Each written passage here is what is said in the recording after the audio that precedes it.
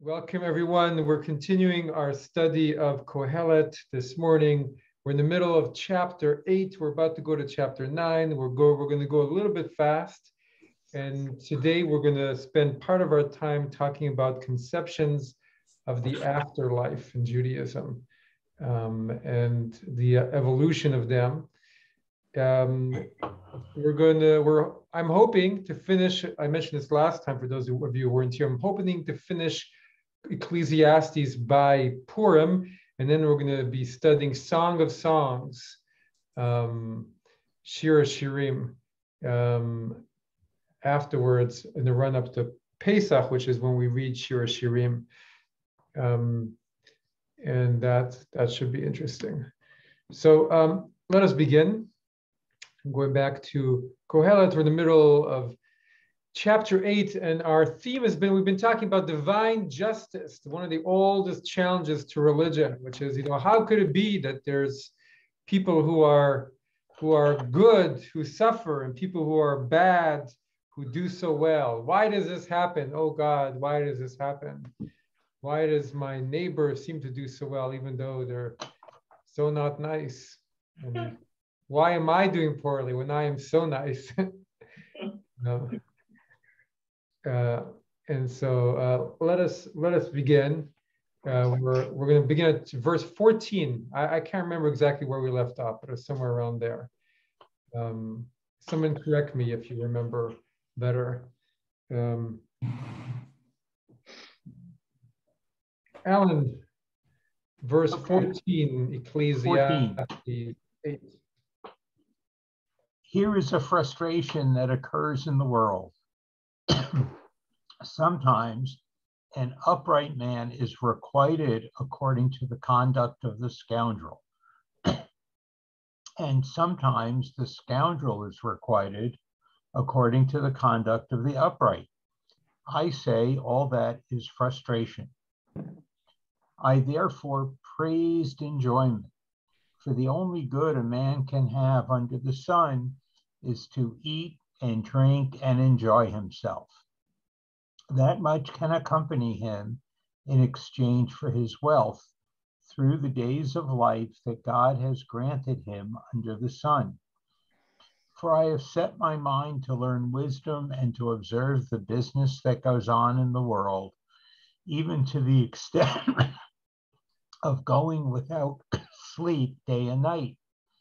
And I have observed all that God brings to pass. Indeed, man cannot guess the events that occur under the sun, for man tries strenuously, but fails to guess them. And even if a sage should think to discover them, he would not be able to guess them. Let's stop here. We'll continue to read afterwards. I think we're going to go pretty quickly through this, and hopefully get through to the middle of chapter 9.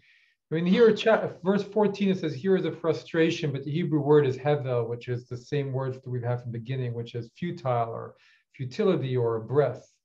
Here is a shallow breath that is done. Here is fleetingness in the world. Sometimes an upright man, is requited according to the conduct of the scoundrel. And sometimes I say all that is a Hevel, all that is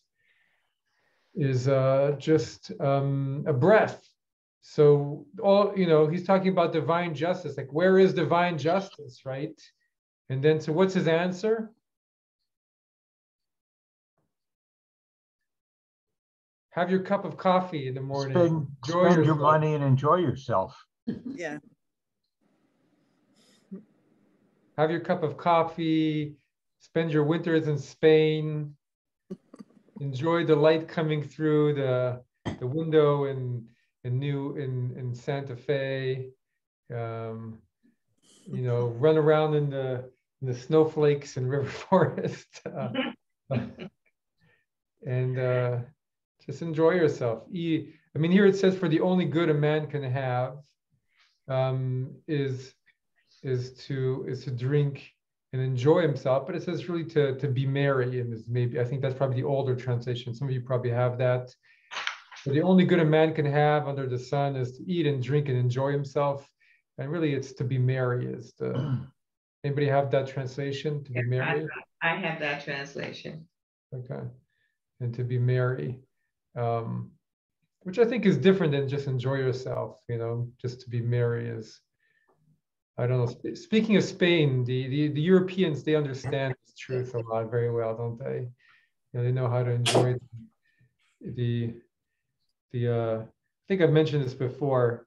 Anybody who moves to France, anybody who's not French who moves to France ends up reading this book called A Year en Provence. I don't know if any of you have heard or read this book. And then, right, it's about British people who moved to the south of France, and one of my, so true, but they can't get the workers to do any work on their house they're constructing. It just goes on and on and on. So finally they work out the trick, or they send a letter to their wives telling them the house will be finished by this date.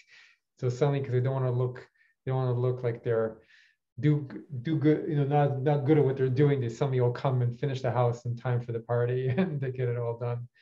But I think in especially Southern Europe, people really know how to, they know this truth under the sun.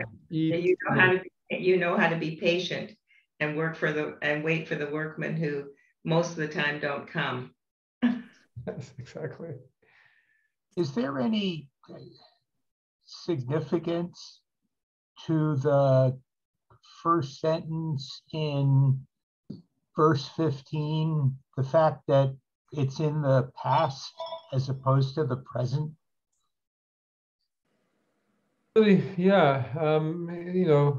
It's like I used to praise enjoyment. I don't. What do I do now? Do I not do it? Do I continue doing it?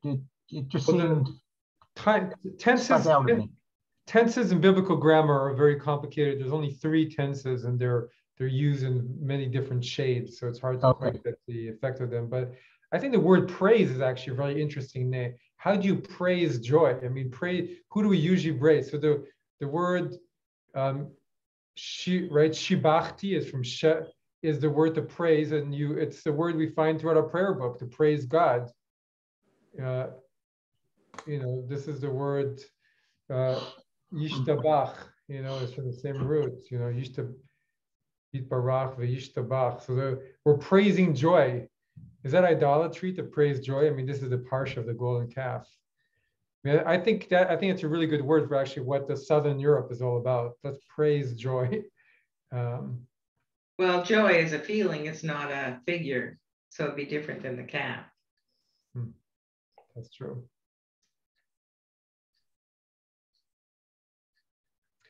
And joy is a nice thing. Joy, there's a lot to be praised for in joy. Nice. Well, he's already in many other places removed the usual form of thought as to what life is worth for us personally.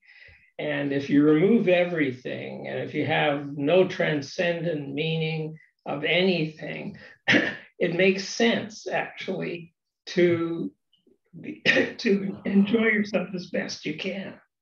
Yeah. Since he is saying there's nothing going on here, at least that's thinkable in the usual forms that we think about things. And the interesting thing is whether he's going to somehow show us what he thinks about what's really happening here. He may lift his veil and show us something like that. Sounds good. Sounds good. What do you all make of that next verse? What different translations? That much can accompany him in exchange for his wealth through the days of life that God has granted him under the sun. Anybody have a different translation for that one? I do.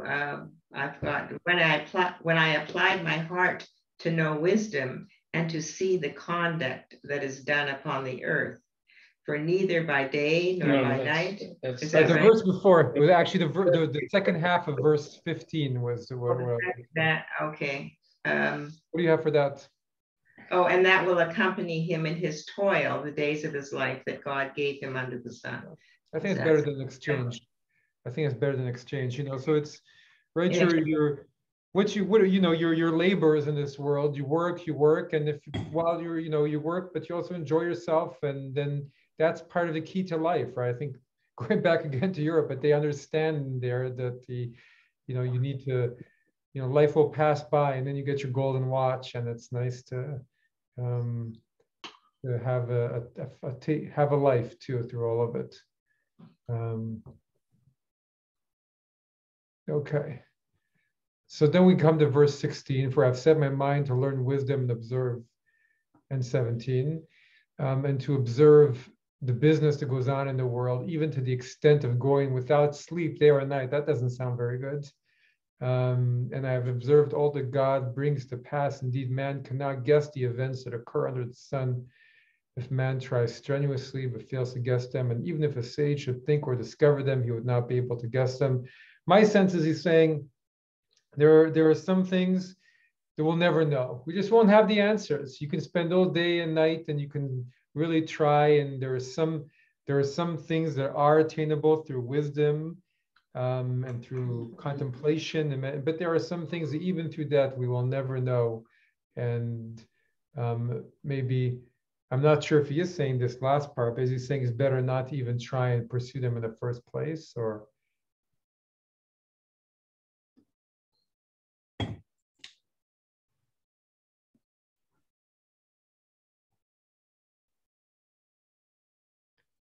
some things you just will never have the answers to, why different things happen, and it's better to, you can spend all day and night thinking, will Russia attack Ukraine or not? Will it actually happen? And you won't know, because there's only a few people in the world who know at this point.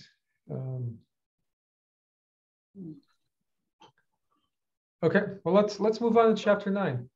Would somebody like to read for us the beginning of chapter 9?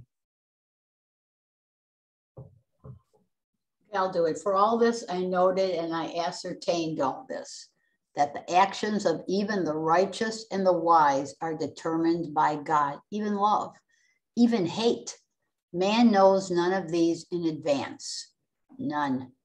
For the same fate is in store for all, for the righteous and for the wicked, for the good and pure, and for the impure, for him who sacrifices and for him who does not, for him who is pleasing and for him who is displeasing, and for him who swears and for him who shuns oaths. That is the sad thing about all that goes on under the sun, that the same fate is in store for all. Not only that, but men's hearts are full of sadness and their minds of madness while they live, and then to the dead. For he who is reckoned among the living has something to look forward to. Even a live dog is better than a dead lion. Since the living know they will die, but the dead know nothing. They have no more recompense, for even the memory of them has died. Their loves, their hates, their jealousies have long since perished, and they have no more share till the end of time in all that goes on under the sun. Go eat your bread in gladness and drink your wine in joy, for your action was long ago approved by God. Let your clothes always be freshly washed and your head never lack ointment. Enjoy happiness with a woman you love all the fleeting days of life that have been granted to you under the sun, all your fleeting days. For that alone is what you can get out of life and out of the means you acquire under the sun. Whatever it is in your power to do, do with all your might, for there is no action, no reasoning, no learning, no wisdom in Sheol where you are going. Okay. We can go on, but I think we'll just pause here, and I'll just, okay. First of all, to say that I know, very harsh, but our conception of the afterlife has actually really evolved in Judaism since, and in the days of Kohelet, they believed there wasn't anything that happened afterwards, much. I mean, you go to this nebulous place called Sheol, which is not really described in much detail, but it doesn't sound like much happens there. We have our idea of what happens after you pass away has evolved far, far, far beyond where this is. So in some ways, what he's saying really applies to what you believe. And it's really interesting. What you believe after death really changes what you think about your life. So I mean, a lot of what he's saying here really applies to what they believed back then, which is there's not much that happens after you pass away, but our belief has really shifted. So I think one can have a much less completely pessimistic and negative tone about what happens afterwards. They didn't believe in hell? They didn't believe in hell. They didn't believe in heaven either. Okay. They believe in a place called Sheol that everybody goes to. And they had these kind of very murky concepts of the afterlife. But eventually that evolved, and I think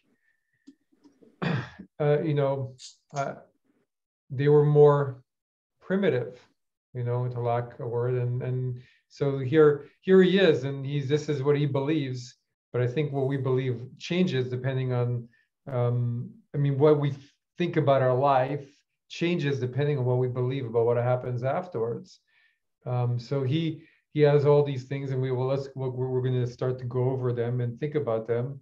But we'll also talk about how Judaism has evolved in its beliefs, as have most people. I mean, this is what people believe in the ancient world, right? The Egyptians, they had kind of basic beliefs that when you die, you have to cross rivers, and then you're in the underworld, right? That was the Egyptian belief. I mean, I haven't studied it at length, but that's why they built the pyramids, to help you navigate.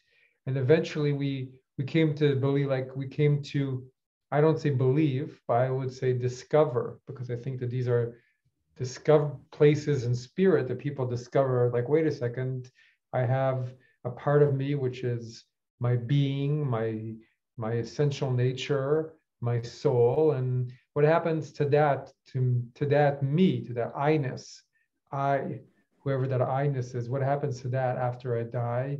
And they started to explore that and try and think about that, and maybe contemplate that, and have experience revelation maybe about what that is. Maybe it wasn't just I'm thinking, what happens to me after I die, but they had revealed ideas about that. And maybe, I believe this. I think that I believe in the universal consciousness in God, and I think God reveals to human beings as our minds develop, as our beings develop.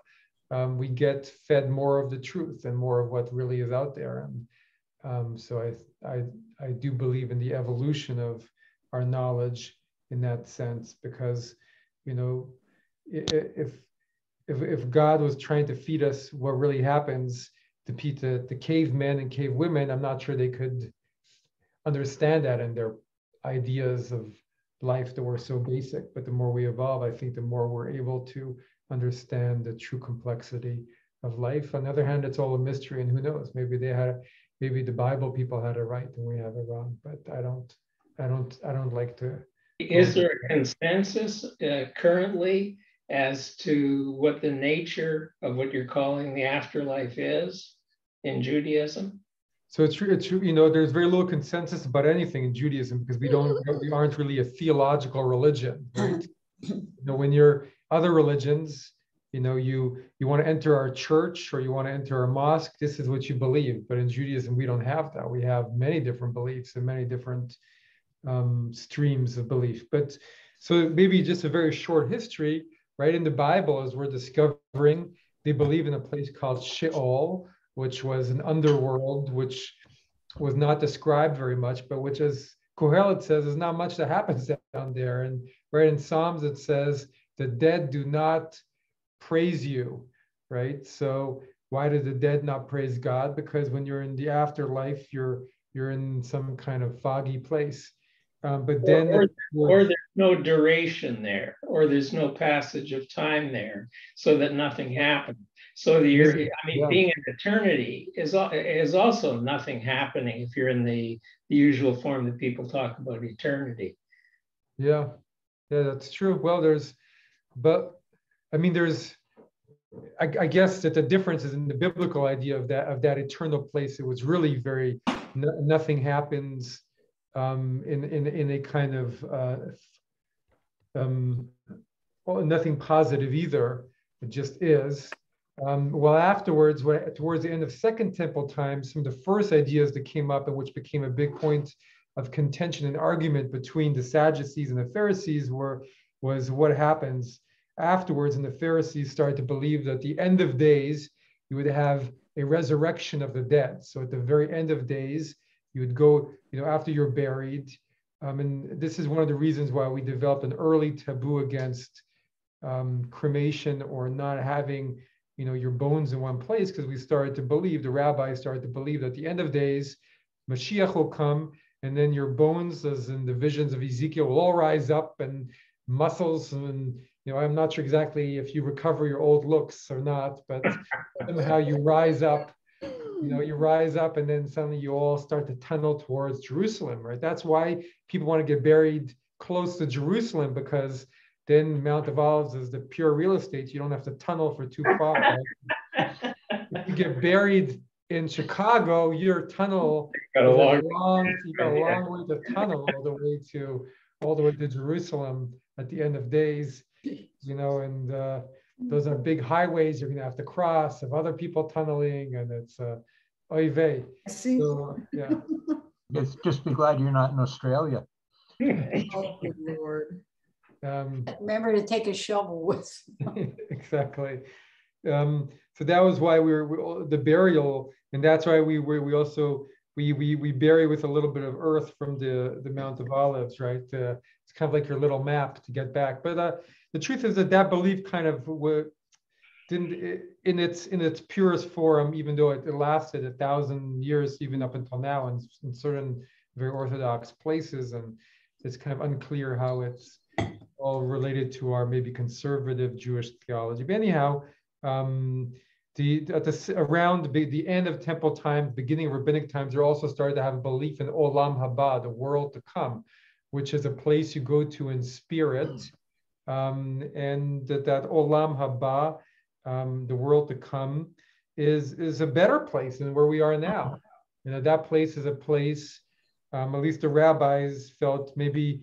You go to a place that's good and that matches what you think is good. So the rabbis who love to study Torah imagined that Olam Haba for them would be a place where they got to study all day long, and they would eat fish. There was smoked fish. There was going to be the Leviathan. They imagined it'd be a giant fish, the Leviathan, that would be dead there, and they could just pluck meat literally off the dead Leviathan all day long, eat fish and study Torah, and that would be what Olam Haba would be like for them. And they did also believe in a kind of hell, though unlike the Christian hell, you could not spend eternity there. You would spend, most people would spend minimum 11 months if you, God forbid, had to go there. But by 11 months, you would be purified. And then only the really bad people would spend 12 months. But even then, you would then be purified, and you'd be allowed into Olam Haba, the world to come. And then depending on how good you are, you would rise ever further into the firmament, right? This is what we say in the El Malei Rachamim.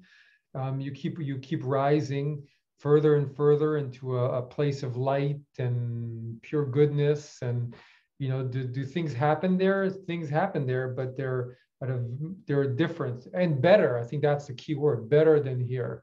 There's no suffering. You're in unity with God. It's like going back up to the Garden of Eden. And then the mystics further developed that. And, it's not only like being in the Garden of Eden, but there's a higher Garden of Eden. And you're going to a place where you're even more in tune with God, and where you're just completely in bliss and peace and joy. And you have even less of the things that we have here. And that all explains what we were talking about earlier, which was the divine justice, right? Divine justice.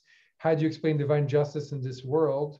You can't, but you can explain it in the world to come, so that those who are really good in this world but don't seem to get all the good things, they get it afterwards in the next world.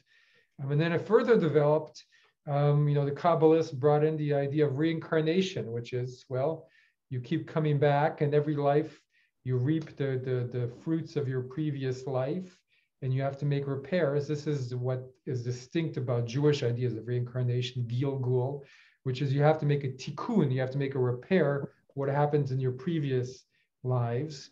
So if in your previous lives you were a miser, you know, in your lives in your current life, you might be put into a place where you will have to have an open heart and help somebody, and it will keep coming back until you're able to make that tikkun, and eventually you will make so many tikkunim, you'll make so many repairs to your being that you no longer have to come back.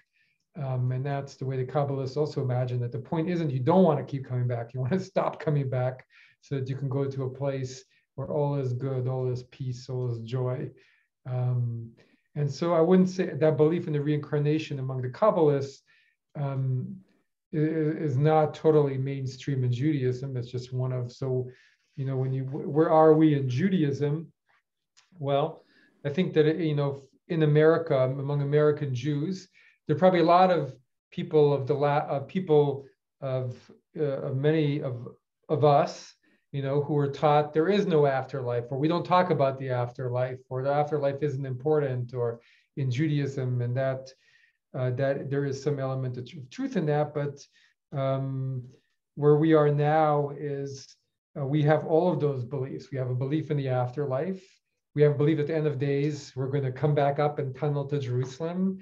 We have a belief in reincarnation, and we have beliefs in the complexity of the afterlife, which I embrace, which is it's not just one place you go to and we all live happily ever after, but according to how we live our life, we have a resonance with a place, and that draws us to that place, and that place becomes a place where we go to after we pass away, and we go on to many more existences and realities that we can't even imagine, that make this existence seem pale and not that important and small compared to the vibrancy and the expanses of the place we go to next. But again, how, you know, if you believe that in your life now, then I think that opens up your experience of this life, and you say this life is a school and it's hard, but maybe it's going to be okay because I'll go on to other things. While if you're Kohelet and you believe you go on to some fogginess, then you say, well, drink and be merry, and that's it. That was a very looking at this, that the afterlife is what we say it is and what we believe it to be. And that, in fact, is one of in the Tibetan Book of the Dead, they're very careful that when you're about to die, you get a teacher that shows, you know, that you essentially deconstruct all of your senses, deconstruct all of your wishes, and you mustn't have a wish to be anywhere, because you want to in fact become nothing at the end of the days. But any wish that you might have, any belief that you might have in your mind, you in fact will go to that place. And that's sort of a cool thing to think about. So it is what we think it is. It is what we believe it to be. And it's very, very personal for each of us. Yeah, no, I think in the Eastern traditions believe that, right? That if you have any desires when you die, you will be reborn into a situation to fulfill those desires. Right. Or not even born, but you know, if you believe that you're going to be with God sitting at his right hand side up in heaven, that's where you're going to end up.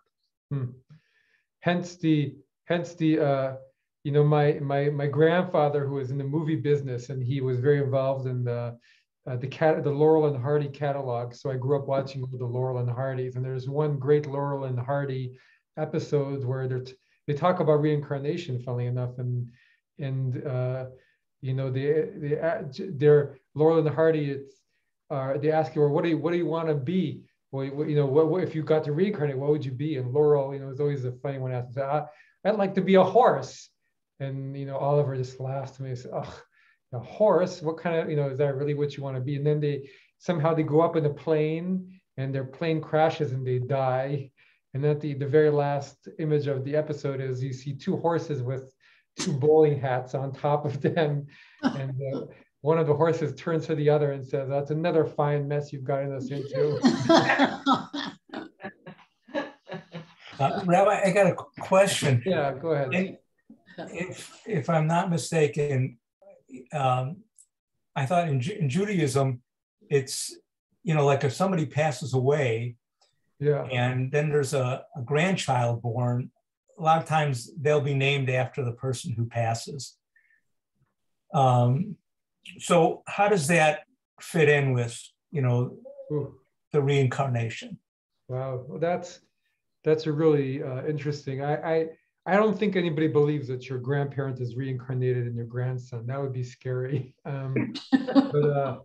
But in your child. But you know what? Maybe even more scary. So the whole idea of reincarnation in Judaism, the Zohar, comes from a passage in the Torah, right? One of the ancient ideas in the Torah, which was called Yibum, which was if you die, if you were to die, you had to the widow had to marry the brother of her husband, right? Yeah. Or it was a biblical thing.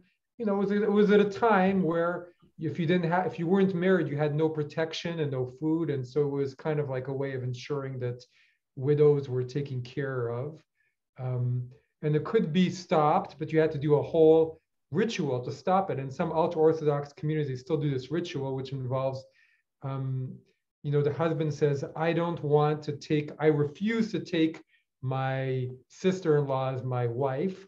And then she has to take a shoe and spit on the shoe and throw it at him. Or literally, this is still done, something like that. I can't remember exactly. It's called chalitza. So this is done.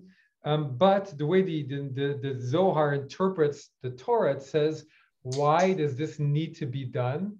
Because the husband who died obviously before his time, obviously I guess before his time, if the brother and the wife have a child, the dead husband will be reborn in the soul of the child, which makes for a very strange dynamic between this, the brother, you're reborn and your brother is your father now and your wife is your mother. It sounds like what would Freud say about that? I don't know, but science fiction story. Science fiction, but maybe I don't know. But really, the Zohar believe that so that's where it believes, and that's where reincarnation begins, and then they start to develop it into a much more cohesive and coherent idea. But they talk Rabbi, about it. Yeah, go ahead. You had mentioned earlier when talking about Sheol that it was like people believe that you would go for 11 months if you were a good person and then 12 months if you weren't. No, that's not Sheol. That's the Olam Haba. That's the world to come, heaven. No, that's hell. Hell. That was hell. You go that was hell. Okay. That was hell. You go to Gehenom. Gehenom is hell. So you go to hell if you're a bad person. Yeah. Okay. That's even worse then. Don't we believe in the mourning period that you mourn for 11 months, but 12 months for a parent? No, it's you mourn for 1 month for all relation except for parents. Parents are 11 months. Okay. So you do 11 months for parents because if you were to say 12 months, that would be saying your parents are bad. So they might have to spend 12 months. Only bad people have to spend 12 months in judgment and purgatory, so to speak. But since you never say your parents are bad, you do 11 months. So it's really only 1 month for a spouse, really, or 1 month for a son. Oh, okay. So, but it's 11 months for your parents. So that you keep get away easy, yeah. You answered the question I was going to ask. You keep praying. You're saying Kaddish to help raise them up, right, out of where they are and to get them to a better place. That's what Kaddish is, that it's in its most basic form, is you're praying for the person who's died. And that's why, a lot of people feel Kaddish is to make you feel better about your the person who's passed away. And I think there is some truth to that too, but in its purest theology, we say Kaddish to help raise the soul and help them where they are go on to what's next. Okay. Let's go back to our text a little bit. For all this I noted and I ascertained all this, that the actions of even the righteous and the wise are determined by God. Even love, even hate, men know none of these in advance, which is very interesting, right? Because it's saying that there's some level where there's a lot that is predestined, right? Even who you love and who you hate, all of that is predestined, though we know nothing of all of it, nothing. And then, right, but then he goes into this whole thing, right? Everybody is going to die, right? Everybody's going to die. That's a truth. Nobody can escape this. We've talked about this before.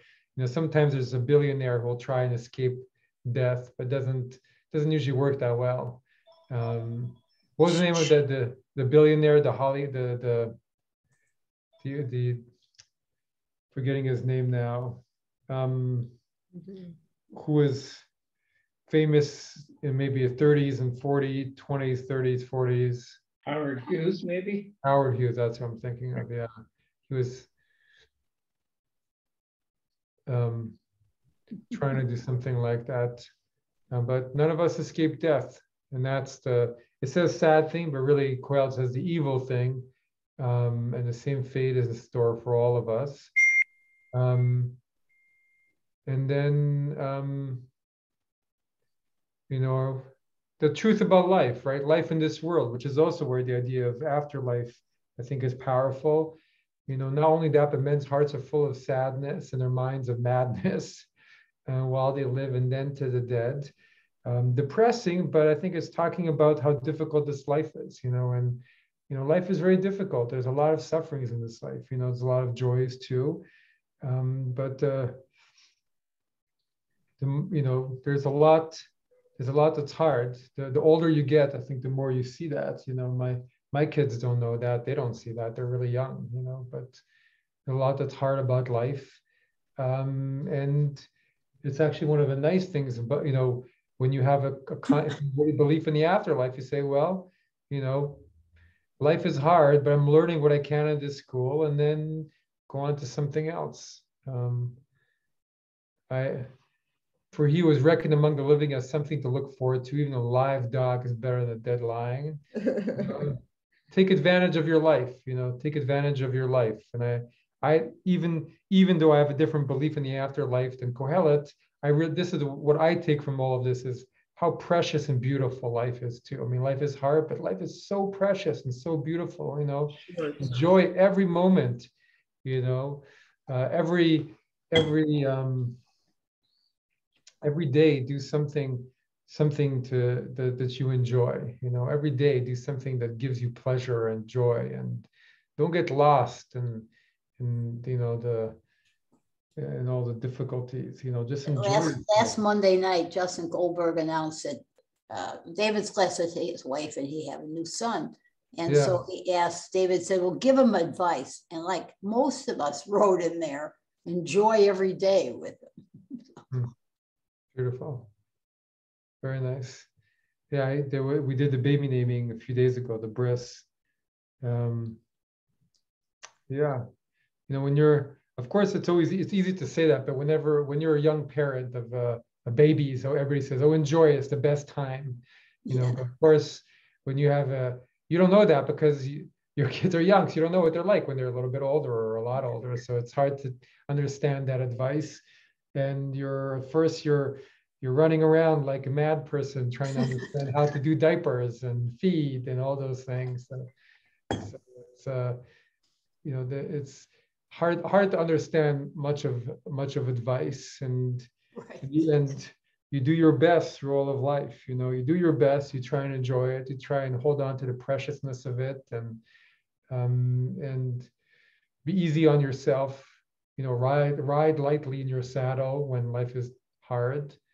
But that's also hard to do that.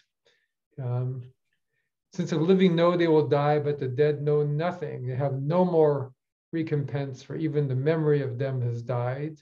We don't believe that. But what he's saying is their loves, their hates, their jealousies have long since perished, and they have no more share till the end of time in all that goes on under the sun. Go eat your bread in gladness and drink your wine in joy, for your action was long ago approved by God. If I connect to that, I think eat your bread in gladness. You know, when you live in Europe, you have really good bread. Going back to Europe, Especially in France. Especially in France. How's the bread in Spain? It's pretty good, but it's not as good as France. You know, enjoy your bread and drink your wine. Spain has some pretty good wine, though. Oh yeah, they have very good wine. What does it mean for your actions long ago approved by God?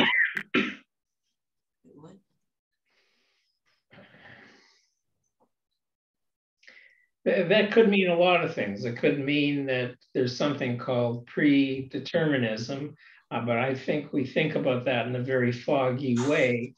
Or it could mean that the connection to the divine that you really can't feel so much is such that the divine is involved in everything that you do on a day-to-day, on a moment-to-moment basis. In fact, if you spend time studying Spinoza, your mind is a piece of the divine mind. So there's an intimate connection between us and the divine. So the divine mind is not different from your mind, but it has more attributes than your mind. So the human mind is a piece, or it's hard to say what that word is. It's relationship, but it's coextensive with the divine mind, so that God knows everything. And Spinoza makes a very powerful argument for that. Very powerful argument for that. Kabbalah believes in that also, in the way that part of being made in the image of God is that we have a piece of the divine mind, and we can access the divine mind if we know how to do that. I mean, part of this verse may also be, for your action was long ago approved by God. You know, don't feel bad about eating your bread in gladness and drinking your wine, right? God created us to also have that, you know, to enjoy our days. God created that and created us. God, even though you should spend your days thinking about your actions, but also don't always be, God is with you through all of it, and don't stop yourself from enjoying your bread and drinking your wine, worrying that God will disapprove of that on some level. The next line, your head never lacked ointment. What are they translating ointment as from the Hebrew? What's that word? So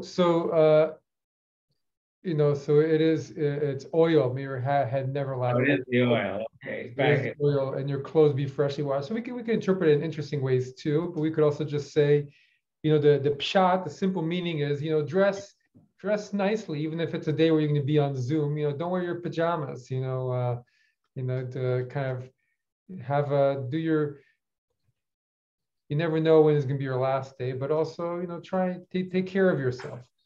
Take care of yourself as best you can.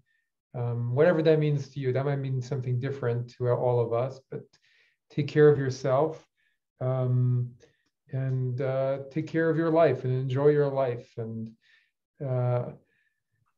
v'shemen al roshecha lo yachsar, which is an oil on your head, don't lack. Why would you lack putting oil on your head? Maybe because you don't want to spend the money to put oil on your head. But or he's talking about a different kind of oil. He's talking about the oil that comes, that people talk about from the bindu, from the top of the head, which is connected to the divine in the Eastern religions. And the Jews certainly had that too. They anointed people on the top of their head. So one of the connections to the divine is the top of your head, where you're wearing your yarmulke. You know, it really is. We talked about that with the psalm and the oil Right. flowing down from the top of the head. And there's definitely something really very powerful about that. And maybe it is saying, you know, like don't hold back from spiritual pursuit also. That's also part of the message. Enjoy your life, but also don't hold back from spiritual pursuit, because if you keep putting it off, I'm going to pursue my spiritual life, you know, tomorrow, you know, mañana, you know, then you're gonna soon mañana is gonna come bite you, you know. So, you know, come right now, go put oil on your head right now, go pursue divine divine thoughts and divine practice right now, so that you're ready for the day of your passing. That might not be the pshat, but I think that's definitely an underlying message. And enjoy happiness with a woman, or, you know, with a person you love, all the fleeting days of life that has been granted to you under the sun, all your fleeting days. No, don't argue with your spouse, you know, just enjoy your, you know, just enjoy happiness, because life is fleeting, you know, just enjoy it all. Life is fleeting, and our relationships in general, you know, are places where we find joy. So don't, you know, why avoid feeling get the positive out of your relationships, get the love out of your relationships. Try not to get the other side. It's easy to get the other side, but a couple of times he made sure, you know, he said it like in the beginning, he emphasized none twice, and here all your fleeting days twice. Really interesting, right?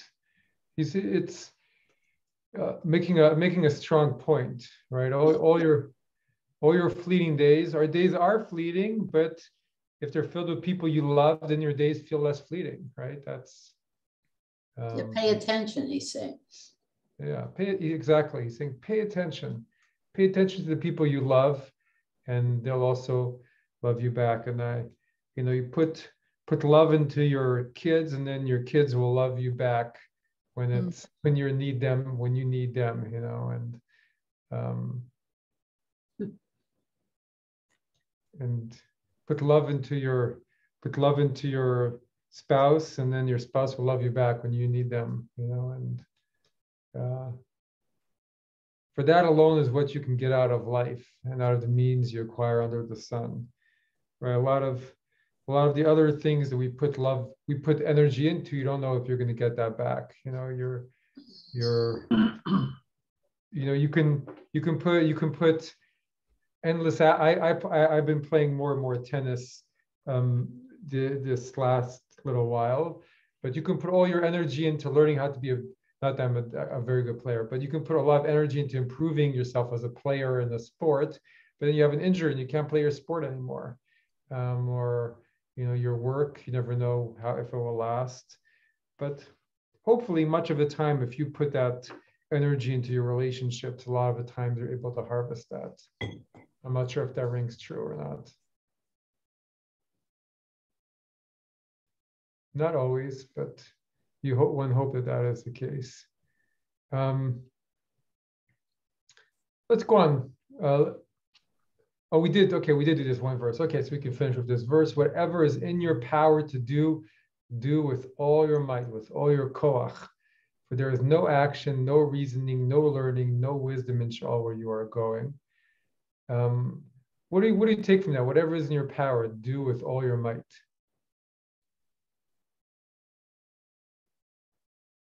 Don't waste your time. Make sure you get it done.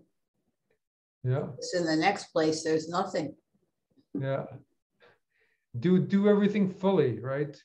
Live your life as if this day could be your last, and do it all with all your might. You know, love with all your might, get love with all your might, and do the things you want to do with all your might. You know, if you're thinking, oh, should I go out there and enjoy this nice meal because I have time and nothing else to do? Like, oh, don't be lazy. Go out and do it. Enjoy it. You know, go out and enjoy that meal. You know, if you're going to cook, something. It's, I don't cook it. I'll just have a little leftover. Maybe sometimes go ahead and cook it, enjoy it. Or if food isn't your thing, but you love a nice clothes, you know, go out and buy that piece of clothes, those clothes. You know, go hiking in the hills. Go do those things. Or maybe it's read a book, or spend time in prayer, or spend time meditating, or all those. Do live your life with that fullness. And the things you have, whatever is in your power to do, right? We don't have the power to do everything. We don't have power to do everything in our lives. There's many things, most things we don't have the power to do because we have responsibilities and we have, you know, limited time and we have limited resources. But when you have an opportunity for something, take it. You know, when you have the way it says in Hebrew, everything that you find in your hand to do. So if something comes in your hand to do it, right? If it comes into your hand, do it. And there, you know, because we never know if it will come back, and it doesn't. And if you didn't do it in the past, it doesn't matter.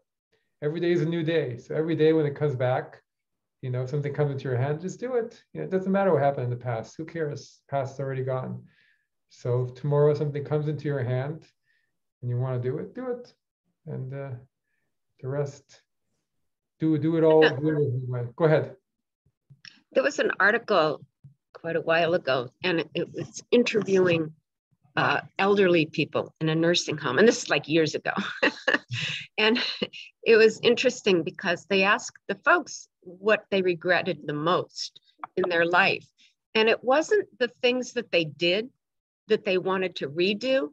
It was the things that they had failed to do that came, an opportunity came, whether it was, you know, a relationship or, you know, a work opportunity, the things that they failed to act upon and do. And that's what this is kind of reminding me of, that article.